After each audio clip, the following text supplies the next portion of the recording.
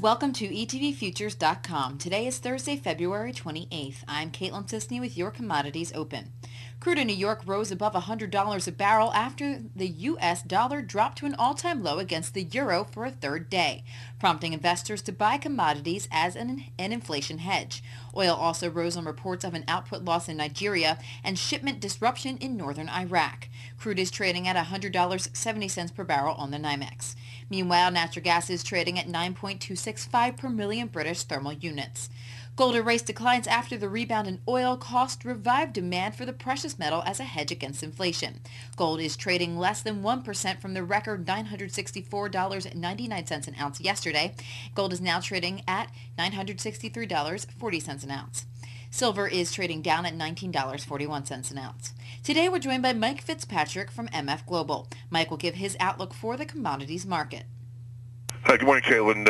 Once again, as you can see, the energy complex has staged a fairly significant rally. It looks like we might even be heading up to test yesterday's high of 102.08. If that is the case, and we stay up here much longer, the market could stage a technical breakout and just head for overhead resistance at 105. However, the fundamentals do appear a bit weak. Both gasoline and crude oil are at very high levels in stockpiles, and demand does seem to be looking to be softer going forward as a consequence of potentially recessionary pressures on the economy as a whole and subsequent eating into energy demand. However, at the moment, the cold that we're experiencing over most of the eastern third of the country is affecting heating oil. It's pushing that way ahead of gasoline, where at this time of the year the reverse should be true. Gasoline should start to be receiving some price appreciation as driving season looms just around the corner.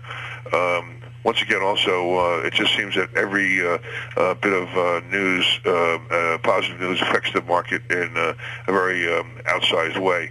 ENI had a Brass River facility in Nigeria. That was an announcement that it was under attack this morning and potentially was going to lose 50 to 80,000 barrels of outlet, which in the scheme of things is very, very small. But on top of the 500,000 they've already lost due to rebel activity, the market took the prices and reversed them this morning. It had been down overnight and below 100 once again, and pushed it back up over $100. And at the moment, we still seem to be well bid. I think as the market anticipates, or speculative interests anticipate further rate cuts by the Federal Reserve, which will in turn have a downward effect on the dollar and a consequent attraction for investors to dollar-denominated assets, specifically crude and precious metals. So for the moment, it looks again like we could be heading above the recent highs, and perhaps a test of 105 to come right behind that. However, if we do keep failing and falling below $100, then there could be a retest of the early February lows. However, the former does seem to be more the case and a greater degree of possibility at the moment. Thanks, Mike. That's all for your Commodities Open. I'm Caitlin Sisney. Join us later today for the Commodities Recap right here on etvFutures.com.